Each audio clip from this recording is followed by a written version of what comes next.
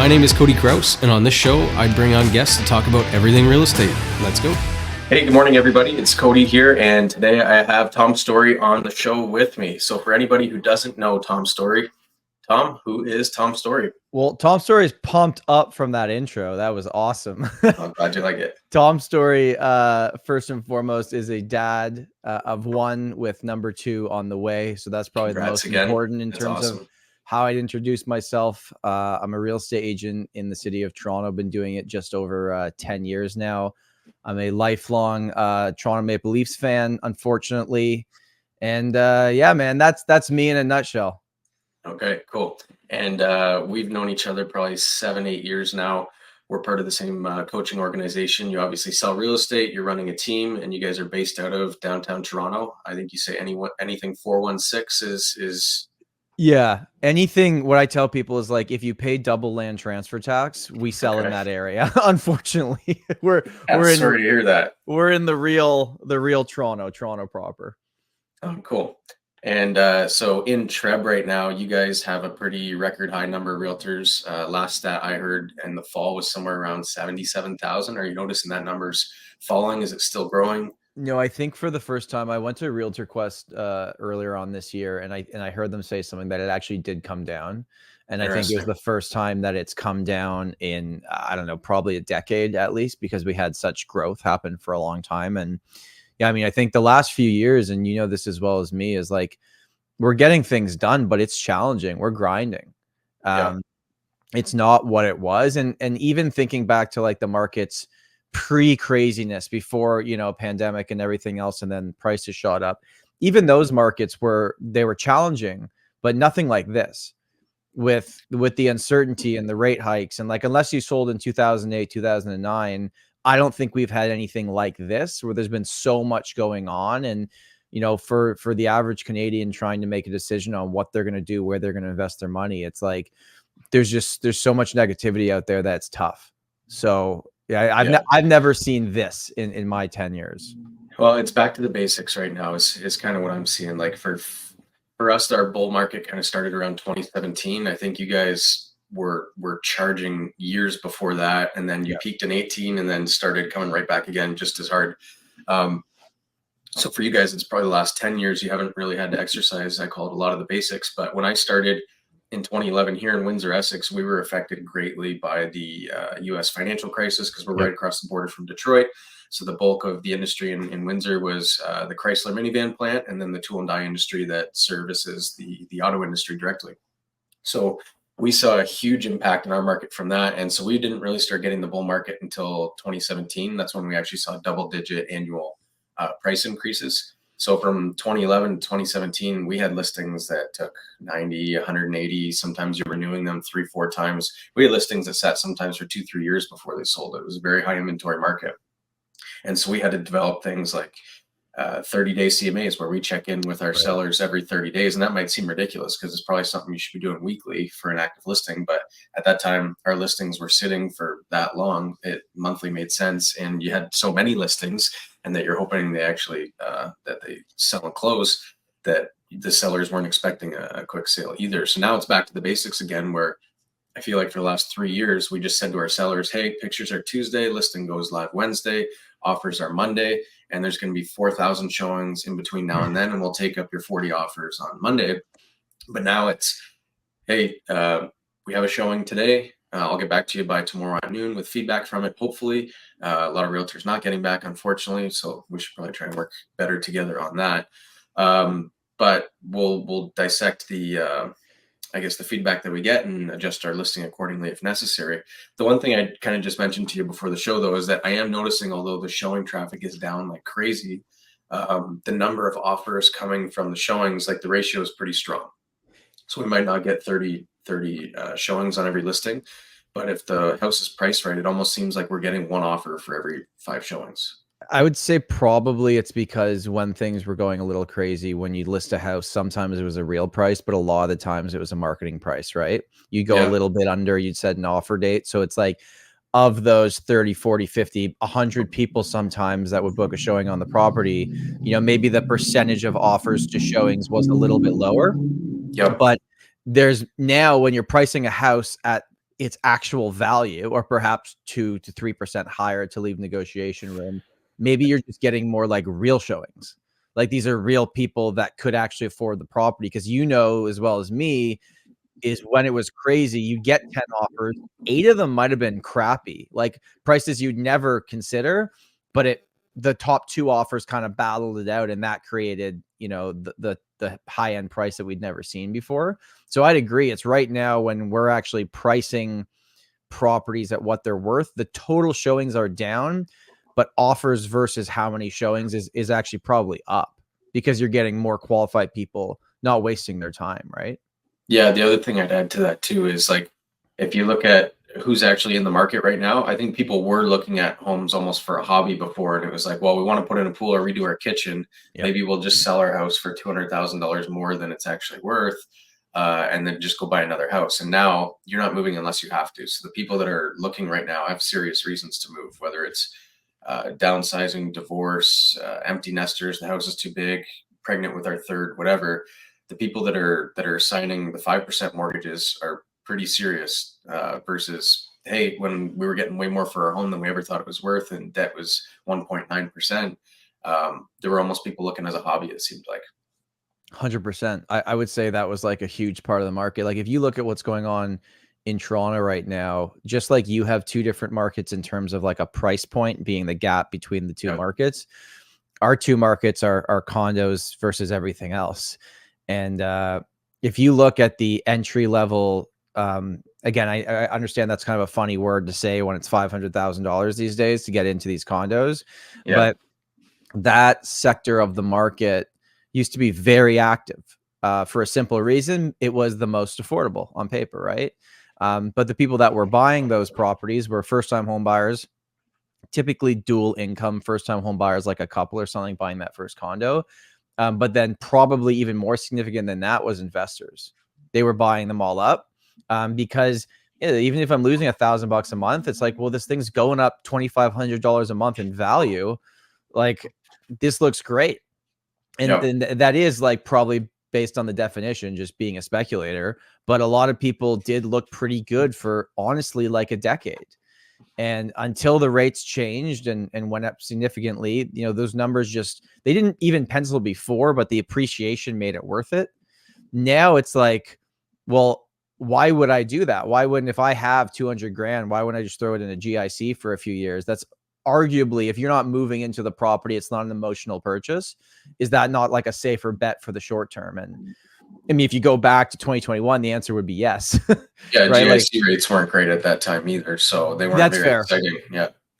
But yeah, our market's all over the place. Like it's interesting because the lower price properties that everyone, like, we hear all the time that Canada, Southern Ontario is in a housing crisis.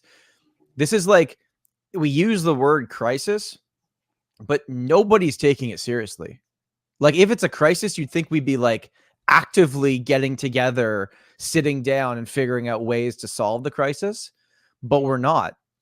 And Yeah, then if you look, the only problem there is if you want to solve a real estate crisis, the development period can be 10, 20 years before you actually start putting a foundation in the ground. So agree, but we've been saying crisis for what, 30 years, if not longer.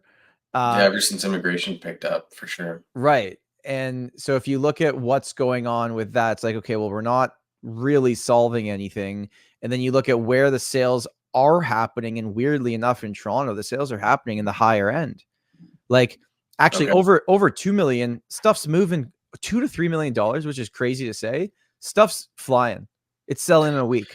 There's still big money out there. So I'll maybe to contrast our markets. So Windsor, Essex, our average sale price is about 570. Yep. For 570, you can get basically a 1980s bi-level raised ranch with a single car attached garage, 3-bed, 2-bath. That's our average, what you would get in this area. And to compare a condo, most of the condos are from the 80s or 90s downtown Windsor. They're cheap. They're $200,000, $300,000. But the condos that are being built right now are actually, most of them are more expensive than the average sale price. So condos that are being built right now are $500,000 to $600,000. I guess they're right there with the average sale price. So that's I guess kind of where our market's at. And I mentioned to you, it seems like we have two different markets right now, under 600 and over 600, where under 600, we're around 3 months of inventory. Over, you're going to see more like 8 to 10. Now, you guys, what's your average price point on a condo? I guess single family, where does that come in at? Yeah, condos, 416 area code average is still in the 700s. I think it was like 725 or something last time I looked. And is that a 1 bedroom, 1+den, 2 bed? That's clumping everything together. If we went by Okay. property types, like I would probably say, yeah, your 1 bed 600,000, your 1+den with parking 650 to 7. Then your 2 bedrooms start at like 750 and then go up. Okay. And then your freehold townhouses are hovering about $1 million. The semi-detached properties, which is the segment of the market with the most amount of demand, is about 1.3 million. And then your detached houses, about 1.7, 1.8, depending on the month. They fluctuate just because the prices are high, and it depends if there's a few outlier sales every month. Okay, so the demand, like the last 10 years, was a lot of investors buying condos. A lot of investors buying condos, myself included as one of them. And honestly, I did really well. And obviously I was interested in real estate because I did it for a living.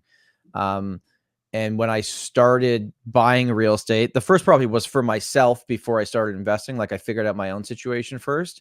Yep. I bought a condo because that was my only option. I couldn't afford to buy a house. So it's like, okay, if I want to own and not rent, what are my options? And at the time, this is going back 8-9 years ago, my mortgage on my first condo was $1,300 a month. And I paid I don't even remember, 300 and something $1,000 for this property. I bought it because that's what I could afford. But then like the market continued to move. And then that first place I actually sold in a year for $415, then bought my next place for $570, eventually sold that in the future for like almost $9. So it's like these properties that I lived in helped me get a house, and that worked. That style of property ladder worked in Toronto for probably 15 years. Yep. And you could very much make the argument to say that, well, Tom, you and everybody else that bought in your time frame, you were just lucky that the market did what it did, and that allowed you. And like that's fair. It's like a fair statement. Yeah. At the same time, though, you weren't gambling, right? I mean, I was living there. Realtor, you're telling people, look, if you need a primary residence, don't try and time the market. You need a primary residence. If you want to time it, which we don't recommend, do it with your investments. But you weren't trying to time it. You were just like, hey, I want to buy a house. This is what I can afford. And yeah, the market was strong at that time. And guess what? It's going to be strong again in the future at some point. And it kind of makes sense what you're saying right now. If semi-detached is the highest demand segment of your market, I would imagine that's people, probably young professional couples in their 30s, climbing the second or third rung of that property ladder, going from the condo downtown to the semi. Maybe they're pregnant, maybe they're expecting. And it kind of makes sense why the luxury properties over 2 million are moving too, because the young couple going from the condo to the semi or the townhome, they got to go somewhere, and they're probably leveling up to the single family because they got some great equity in that semi right now. That's exactly what the market's doing right now. It's everyone that has equity is trading that equity around because they're not as impacted by the stress test, or potentially like they're impacted by the mortgage rates, but not the same as someone that's not in the game, right? Like if you're not in the game and you're a first-time home buyer, not only do you have to save a lot, not only is it actually more expensive per month to own a property now than it's ever been before based on the rates. Like the price is lower than it was, but the cost is as high as it's ever been. Yeah, so if it's you have like debt on it, it's by far the highest cost it's ever been. Even though like our values are 30% lower, maybe 20% lower right now than peak at 22. Yeah, but you were getting a 1.8 mortgage. Exactly. So even at a 20-30% lower price range, you're still paying 2.5 times the interest. And even with the mortgage rates today, like if you break it down, and not everyone's taking $1 million mortgage, but if you took $1 million mortgage at 5%, you're paying $50,000 in interest per year. Like, and then if you look how your payments are split up, that means that your payment is like arguably 70% interest every month that you're paying. Yeah, and I mean, like the way a mortgage is amortized, it's obviously really front end heavy. Of too, course, right? of course. In the first 5 years, though, it's like heavy interest. when I bought our first house, $104,000. The only way I could get into the market here was buying a beat up cottage. It was a fixer upper, but like you said, that was the first rung in my property ladder. But I remember looking at a 3.5% loan at that time. Every $100,000 of debt amortized over 25 years was about $500 a month. That's what it worked out to. Yep. And I was shocked that even at 3.5%, your first year was about 50% interest, 50% principal. And when you get up around 6-8%, it's like, man, we're not even touching the principal. You're not even touching. Like if you really, and that's the argument that some people will make to say like buying a house, if it doesn't go up in value, you know, you buy a house for, let's say $1 million. By the time the mortgage fully paid off, you've paid, depending on where the rate's at, you've paid 1.5 for that house, if not if you never refinanced it. If you never refinance it, if the rate remains the same over the whole life of the mortgage and all these different things, right? But it's and like those points are valid, but like I don't know, like I look at, you know, I'm sure you're the same with me on this. It's like I always just think like, especially when the pandemic hit, I like sat down and like ran my financials and I'm like, how long can I last if I can't sell a home again? And just trying to looking at where I've built my wealth. And, you know, listen, you and me are productive. We sell a lot of real estate and we make a good living selling real estate. But like the core of my net worth was buying real estate. Yeah, for sure. I mean, we got our income from selling real estate, but you don't get paid every month from a real estate sale. You get paid once and then it's okay. Well, what about next month? But we looked at rental real estate and go, okay, well, this is how I get paid a little bit every month. And that's kind of how I started. I had investor clients and I looked at them going, man, they're the smart ones. We're the dumb ones. I get paid once for the sale. They get paid every month until they sell it. Mm-hmm. And I think now it's like, because of where everything's at and the potential uncertainty out there, a lot of people are not doing things. And I think it's very clear to say that like, it would be shocking to make a statement to say that the next 10 years of real estate growth in our markets are going to be like the last 10. Like probably not. There's no way. It's just not going to happen, right? It's probably going to be nowhere close. Yep. But no one's doing anything right now. And if you're a real estate agent that says like, hey, there's opportunities in the market, then automatically you're labeled as just someone trying to pump the market. It's like, no, like that's the truth. There's opportunities in every market. It just depends your outlook and how hard you look. And everyone's going to wait till they're given the okay. And that Bank of Canada cuts several more times and everyone feels good and all the mortgage renewals work themselves out. Then guess what? In 2 years from now, the market's going to be the market and things are going to go up in value again because the fundamentals haven't changed. Like they haven't.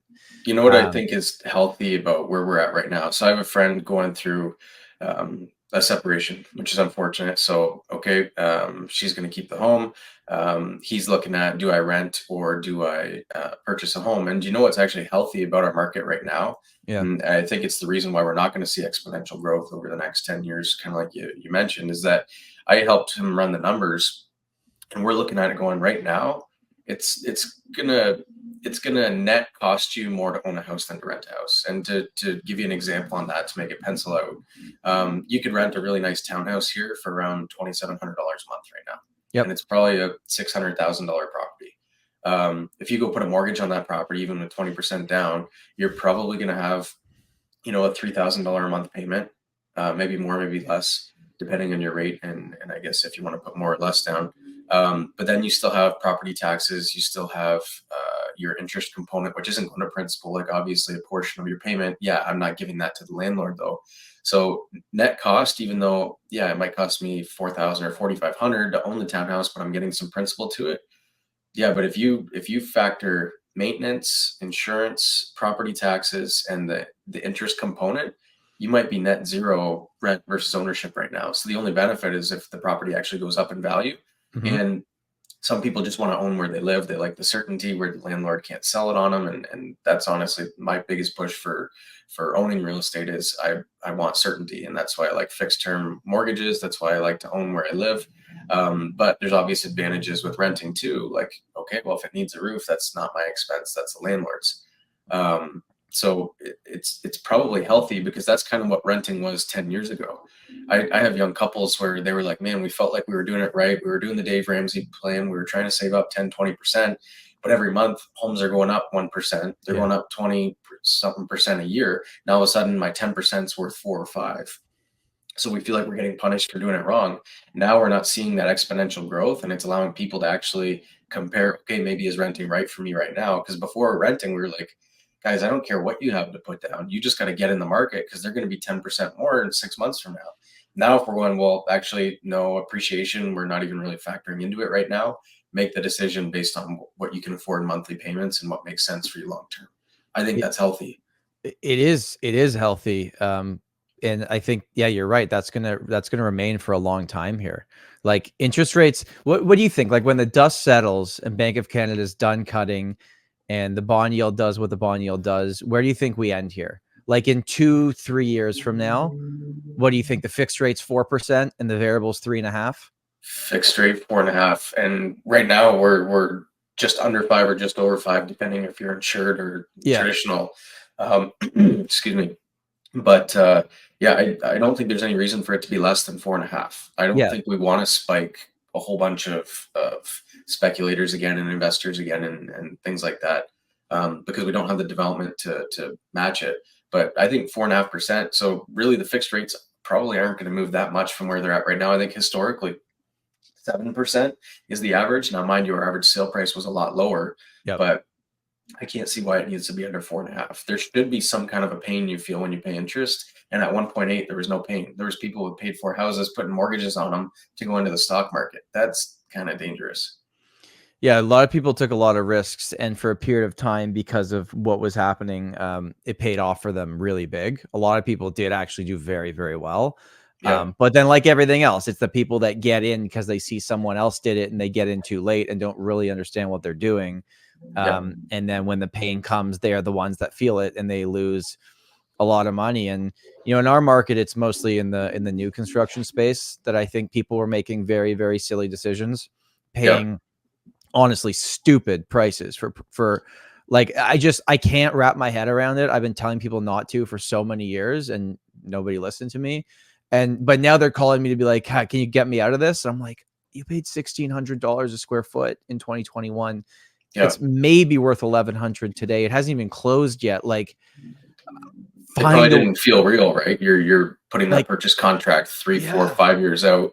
And I think of that scene from The Big Short where they're talking to the stripper in Florida. Well, I got 5 homes and a condo, and my mortgage broker said I could just always refinance. And it's like, until they're not going up in value and there's no equity to pull out. Well, when people were buying things at those prices, rates were still 2%, right? For the most part. So they didn't anticipate that this was going to happen, obviously. And you know what they're doing, which is kind of scary, actually, for these new construction projects that are going to be closing soon. The banks know they're not going to appraise for what they paid for them because there's nothing comparable to support it. They're doing blanket appraisals for the buildings. And I'm like, oh, okay. Like I get it, but I don't know if that's necessarily a good thing. That's just making sure that things don't fall apart. It's just another tool that we will use to not let the market actually be the market. And so we're running into that here, not on condos, but there's one developer I've been speaking with, and a lot of people came from out of the area because Southwestern Ontario was significantly cheaper than the GTA. So all of a sudden, a lot of Brampton money started coming down here. Mississauga money kind of started coming down here. And they were going to try and do the assignment sale, much like what has been modeled in the GTA for the last 10, 15 years. Only that was fairly new to this area. And a lot of people that were new to wanting to get into the whole assignment, they didn't realize, well, I got to pay the piper if there's no one to assign it to. And so what's happening right now is they're talking to the builder. And a lot of times the builder's saying, hey, look, I have an obligation to finish it for you on this date, whether you're able to close or not. I can try and find another buyer, or if you're agreeable to it, we can try and push out the closing another year.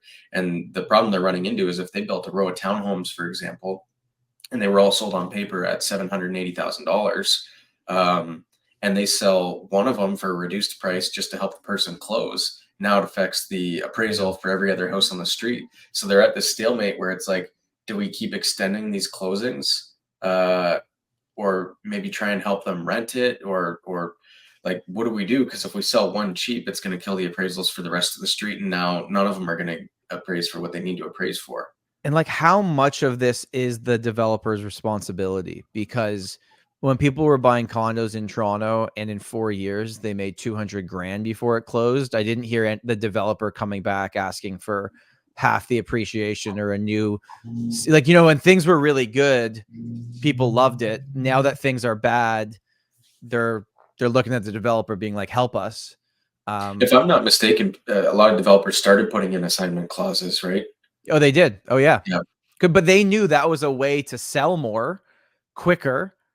If they gave free assignments, they could sell them quicker because buyers love that. That's what agents would train their investors. You have to get an assignment clause, and because you can't start building until you sell 70%. So it's just a tool to sell it quicker. So I guess what I was going to say is the opposite, where I heard some developers were putting in an assignment clause where if you were to assign it, the developer would get a portion of the increase. Interesting. I don't know if you saw any of those or not, but I think the developers got upset at, hey, all of a sudden the person doing the assignments making more on this unit than I am as the actual developer that took the risk. I want a piece of the pie if you're going to be assigning it. But you're right. It worked it worked until it didn't. Now that it doesn't, you're stuck in a spot where blanket appraisals are going to have to come into effect. Banks might have to get creative and figure out some kind of different financing option for it, or else, okay, do we allow it to go power of sale, the whole building to stop construction? We obviously don't want to see that, and neither does the city. So we got to figure out where we're at and how to move forward. And like for buyers looking at any type of new development, right now, because they're having a tough time selling, depending on what it is, they're offering all these incentives, right? So whether it's rent back guarantee for a period of time, whether it's free assignment, whatever it is, right? And people are like, they're loving this. But I'm always like, well, why do you think they're offering that? Because they got to move them. Now with the rent back guarantee, you're not in a positive cash flow position, right? People were buying negative cash flow condos. Mm-hmm. And even with rent back guarantee, it's not going to carry. Yeah. All of it is just marketing, and I always want to give the developers credit because they do a good job at it. Yeah. And some people, regardless, just want new. They want new. And, it's kind of funny, actually. The best, in my opinion, in the last, 10 years in Toronto, there was one project that a few of my clients bought, and they didn't allow assignments when you bought it. Okay. You couldn't assign it. And the minimum down payment was 25% instead of 20. So it's probably harder to get off the ground, but it makes it stable. And it's like one of the most in-demand buildings in downtown Toronto now. This thing, it closed in like 2021, sold in 2018, pre-construction. It's 14 stories. It's in a great area. Like, stuff's now selling in that building for $1,200 to $1,300 a square foot. It sold at $800 a square foot. So it's interesting, like prices in the rest of the city. No, you almost look at that. It's like they were the one being the most strict, being like, we don't want people flipping it. We want end users. And surprise, surprise, that's the building that people want to live in, and that is holding up in terms of value compared to everything else. Well, your whole board of your condo would be owner occupants, not investors that own 10 units, where they want the fees to be as low as possible so their cash flow is better. They're actually investing into it. They want it well maintained. They want improvements made, even if that means condo fees go up. And if you buy in an all investor building, well, when that building does go into interim occupancy, like it's just like kind of funny in Toronto. We used to tell this to brand new real estate agents. It's like, hey, that building's about to launch. There's going to be 90 units for lease very shortly. They're all going to come to the market. Yep. Run Facebook ads or Kijiji ads just for rentals in that building, and just show all the different price options, and just become that building's expert and meet 4 people there every single day and do leases and start your career. Makes a ton of sense. That's what I did at the beginning. I would pick buildings that were launching, and there's just all these rentals, and so that's how I survived. I heard something interesting the other day. They're like, well, Government of Canada, Government of Ontario, City of Toronto, a lot of what they're legislating right now is almost like an attack at landlords. Like, It is. speculation taxes, vacant home taxes. I mean, when you file your income tax now in Ontario, you have to list the properties that you own, whether they're occupied, long-term, short-term, all that kind of stuff. And it was another podcast I was listening to, and they're like, what's bizarre is they're attacking the landlords. Most of the landlords right now that they're attacking through these programs are in negative cash flow positions, owning these properties. They're actually subsidizing housing for the general public right now. And you're making legislation that's attacking the very person that's allowing rental prices to be as low as they are. Like, they're the ones taking the $700 a month negative carry. And now you're making legislation against them. And it's like, they're actually the only reason that people have housing under $3,000 a month right now. Well, and even when you look at potential rent increases, whether it's under rent control or not in Ontario, it's like, who's more likely to raise the rent? A mom and pop landlord with a great tenant they've had for a long time, or a corporation? Yeah, all day. Of course, all day. So you're literally attacking all the like the one thing that Canada loves, a good monopoly, like our airlines. We got five banks is more than, you can make an argument there, but we like a lot of things. Just like, here's your options. Well, our liquor store is on strike right now because they want the monopoly, right? I love that. I love that ad that Doug Ford put out. I thought that was hilarious. He's like, we made this handy map. You can go buy onto it. It's so good. I thought that was hilarious. Yeah, we love monopolies, but the one thing that's actually not a monopoly is Canadian housing, because it's owned by a lot of individuals. Yeah. It seems like the regulations that are currently in place are pushing those individuals out. So that displaces a potential tenant. If they sell, that needs to go find something else, which if they've been there for a long time, now they're going to pay more rent, likely, depending on when they first started that agreement. And then, who buys it? Well, if you sell a property with a tenant in it, the only person that would buy it would be an owner occupier, because there's so many rules and regulations that you can't get the tenant to leave if an investor buys it. So now we're taking the rental inventory off the market for more owner occupiers. And you could argue that's good or bad, depending on how you look at it. But then what happens? And then who's building all the new housing that we so desperately need?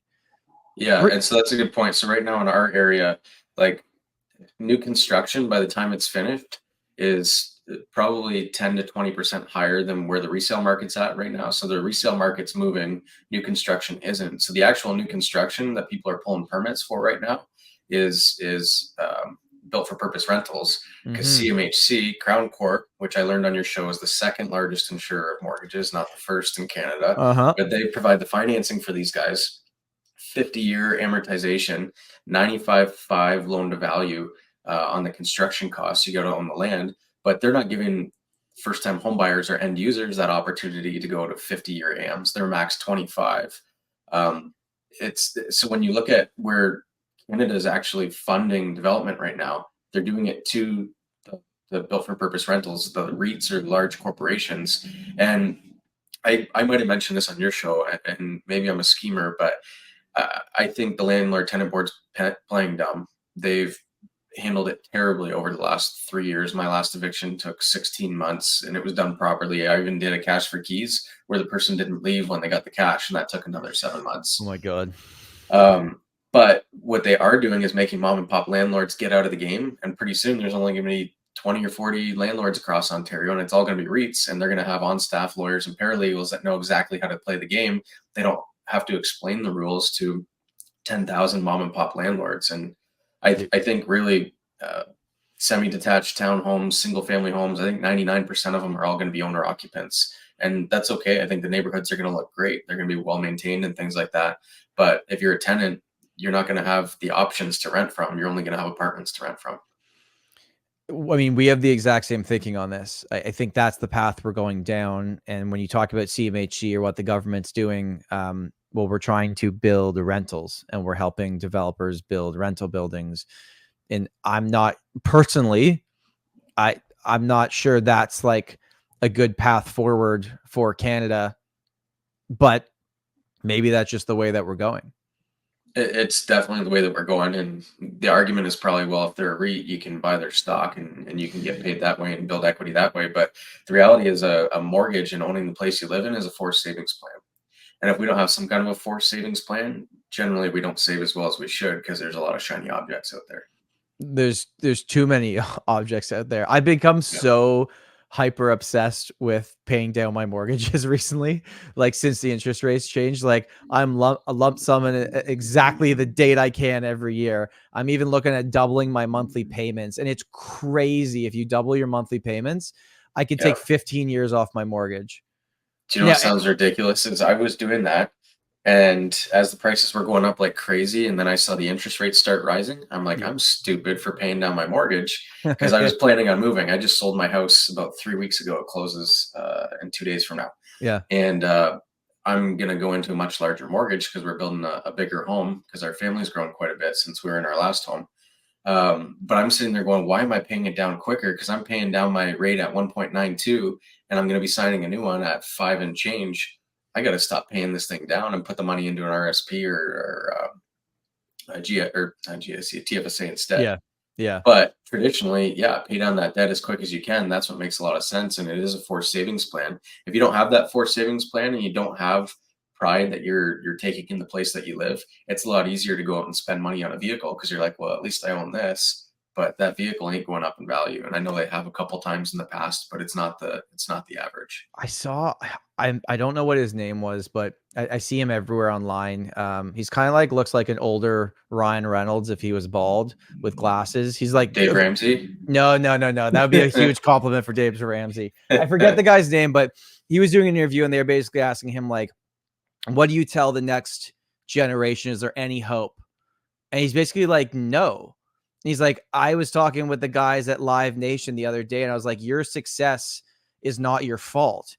It's like the next generation has just given up on home ownership, and that's why they're willing to spend $700 or $7,000 to go see Taylor Swift and fly to England because it's cheaper than trying to get tickets in Toronto or Vancouver. It's like they've just given up. So all these experience companies, the growth has been insane.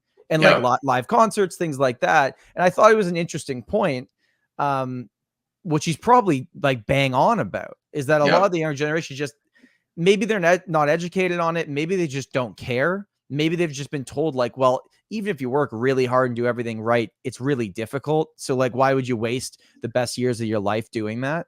It's our fault. And I say that ours as parents, as realtors, as people that comment on things right now. We had this conversation in our office, and how many times are we guilty of saying, yeah, but it was affordable when I got in.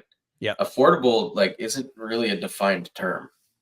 And if we keep giving people, well, it's way too expensive, you're never going to get into the house. If we keep saying all those things, we're going to manifest our own destiny there. And everybody's going to say, well, it's unaffordable. And if you keep blowing all your money on experiences right now, you're not going to have the savings to invest into the real estate market or to invest into housing or to invest in the stock market, because you're going to live for today. You're not going to delay any gratification, save up for the car. You're going to finance it. You're going to book the concert that you don't even know how you're going to pay for because you throw it on your credit card. But if we said, well, no, look, people can get in any market. One thing I don't like about some podcasts is they'll bring people on and this is how I got rich 20 years ago, but you couldn't do it this way today. Right. But then they don't say this is how you could do it today, because a lot of the same principles apply. Like, okay, the 1% rule was great where you buy a $200,000 home and you get $2,000 a month in rent. That ain't going to happen now. No. But that doesn't mean that it still doesn't make sense to invest in real estate, because it can. We just finished building a fourplex that's actually going to be cash flow positive. We bought the properties during the high in 2021. Yep. We ate a ton of interest when we built it over the last year and a half, and the interest rates have gone up 3x since we originally acquired the property. But it's still going to cash flow, and it's not going to cash flow $10,000 a month, and we're not going to get rich from it in 1 year. But real estate was always a get rich slow program. You always have to save up the down payment to make it worth it. We're all trying to get rich by investing nothing up front and expecting a huge cash flow, or sign the contract and flip it in a year for a six-figure profit. But that's not how people got rich before. Like, they bought real estate thinking it wouldn't go up in value, but at least we're paying down principal, and eventually it'll be paid off. The way that I'm looking at this is like, let's play not necessarily worst case scenario, but let's say 2022 to mid 23 to now was what happened in 1989 in Toronto. Okay. We saw the big drop in price. We saw that. And then it tailed off for a bit until like 94, little price drops per year. But like the big thing happened and then it just tailed off. And then it started ticking back up again. And it took about 12 years to get back to where it was at the peak. Let's say that happens. I'm still investing in real estate if that's the case. Yeah. I mean, I would because once you get past that, like what Steve says in our podcast a lot when he makes sense once in a while, right? He says, rent goes up, mortgage goes down. I'm like, yeah, that's true. As long as you don't refi, right? But that's true. So it's like with your fourplex, yeah, it's not going to make you a ton of money next year. I bet in 15 years, you're going to be like, damn, this is a printing machine of money. Well, and I think the other day you guys said on your podcast, no one looks smart the year they bought their house, but in 10 years, everyone's like, well, look what you did. You bought 10 years ago, you're smart, right? Nobody looks smart the year they bought it. And just like when you bought your first condo for $300,000, I think you said, and change, you probably looked dumb to your friends then. They're going, $300,000 for a box in the sky. Well, now that $300,000 box in the sky is probably $650. It is. And you look like a genius, but you didn't look smart that year. So it's just, you were the person that was willing to take the risk and invest your money. And over time, stuff goes up in value. We're still printing money. We're still going to have higher inflation than what's actually reported. And you got to own an asset that appreciates with inflation in order to at least stay where you are, if not get ahead. But I guess back to the point on, okay, well, we can't do it today. It can still be done today, but the problem is we pay $7 a cup for coffee. Yeah, I know. We got the school debt, we got the car loans. If you do it the old-fashioned way and delay gratification, save up the down payment, you can still get into. We had first-time home buyers last year buy a house with us. Young couple, mid-20s, worked like crazy, saved up a down payment, and got into the market and bought a $650,000 home. Like, it can still be done. It's just you gotta be okay with living way below your means, work like crazy, take 2-3 jobs if you have to. I mean, that's how you and I did it when we were trying to save up for our first home. You got to do what you got to do. I mean, I was new in real estate, so I was doing whatever I could on the weekends and in the evenings after I was done showing houses and everything else to put aside a little bit extra money to get in the market or do the renovations myself or source materials when they're on sale. It's not the easy way to do it, but it's the way that you get in and stay in, and you can't climb that property ladder until you have your start. So I think we got to stop making the excuse for people that you'll never get in, because if we keep telling them that, they will never get in. Well, they'll believe it, and then they'll just stop trying or thinking about it, right? Yeah. I'm always shocked to see with estate sales. We've started to do a lot more of those recently, and I'm sure you've dealt with a lot where when the person passes away and it goes to the family, obviously if there's lots of siblings involved, it gets a little bit more difficult. But I'm always like, why are you selling this? Why are you trying to cash out? Oh, keep this house. But every single time they're like, no, we just want to sell it.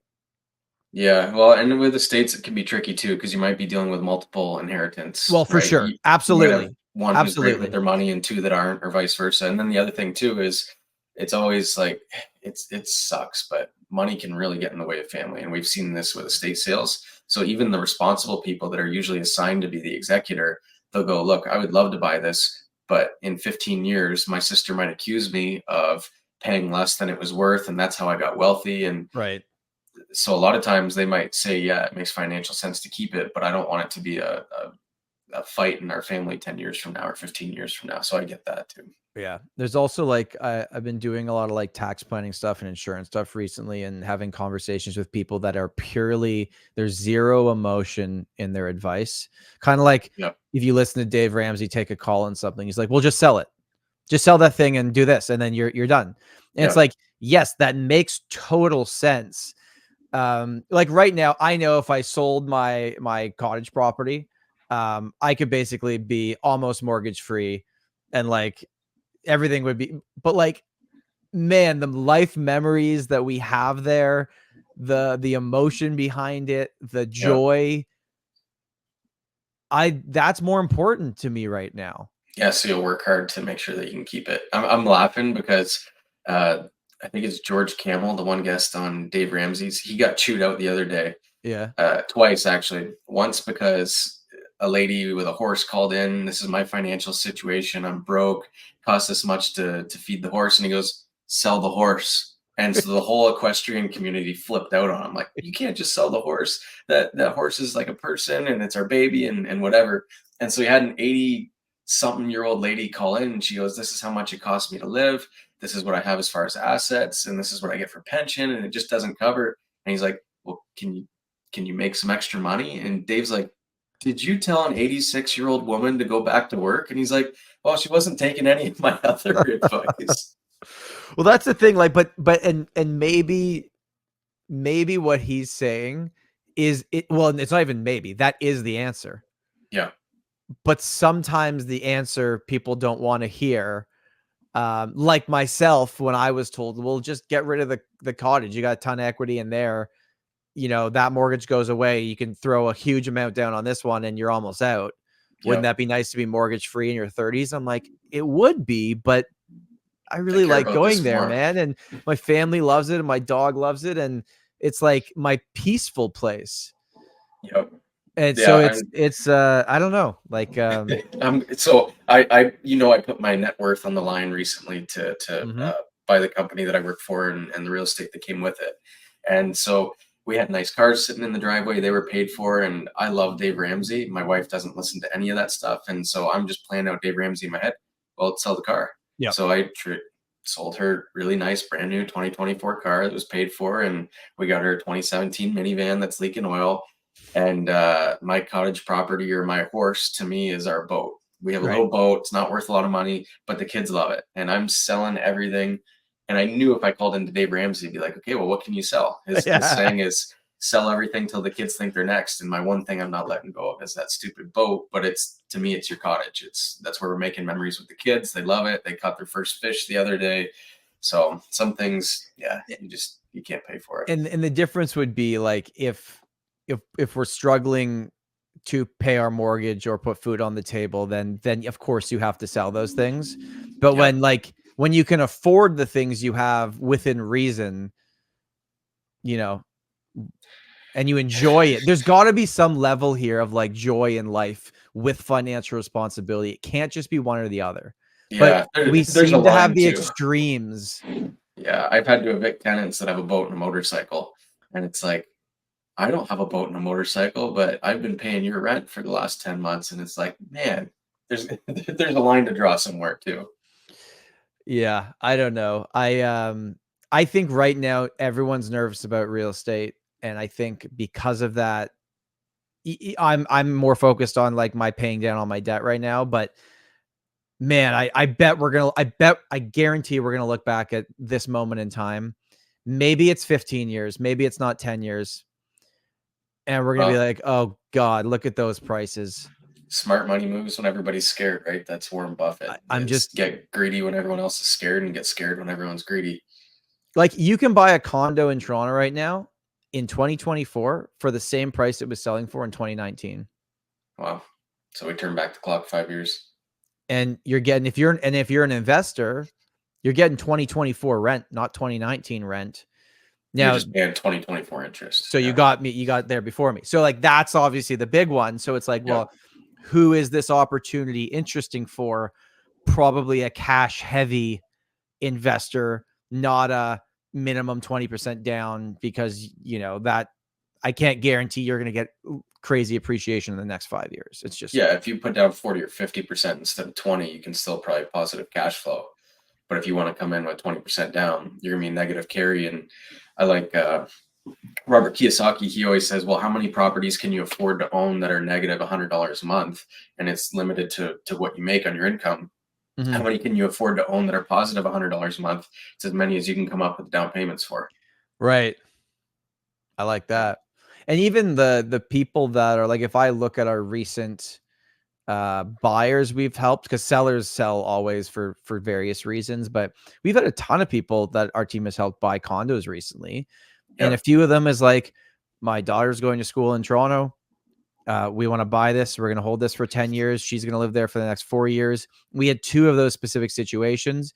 We have another guy who's just like, life happens. We had someone that went through a divorce that needs to be in a specific area. I think the kid loves swimming, so they wanted to have a pool. Like, there's specifics that are like, interest rates are what they are Bank of Canada is going to do what it does. There's uncertainty in the market. People move. Yeah. Yeah. You know what? That's been my investing outlook for the last 10 years. And I have a good friend who sells retirement accounts, and so mostly stock market. And we've had that conversation, and he's got a great argument for it, but he owns real estate too. And I'll sit there and go, well, if we have World War III, everybody still needs a place to live. They don't need to, you can't eat Apple stock, right? You still need food and shelter. And I think affordable rental properties, whether it's a condo or a house, they're always liquid. There's always going to be somebody, like first time home buyers don't care what the Bank of Canada is doing. They're going, we're pregnant and we're moving out of our parents' homes to live together. But we need a house. We don't care what the interest rates are. Yep. Can we afford to rent or can we afford to buy right now? So yeah, life happens no matter what. And the Canadian dream is to own the place where you live. So good market, bad market, high interest, low interest, people are going to buy homes because of where they're at in life. So. And if you can't buy it in your market, I guarantee there's a market that you could move to, that you could, if truly that is your goal to be a homeowner. There are lots of markets in Canada. It's possible.